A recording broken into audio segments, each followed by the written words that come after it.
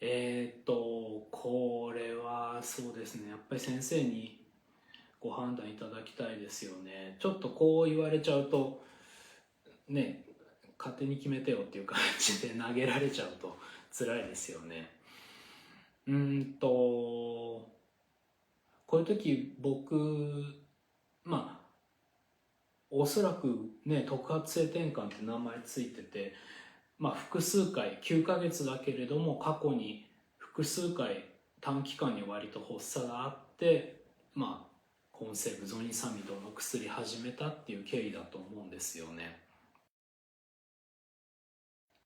そこをしっかりした診断のもとで薬を始めて、今現在発作がないっていう状態が続いているんであれば、僕はやっぱり続けた方がいいなって思いますね。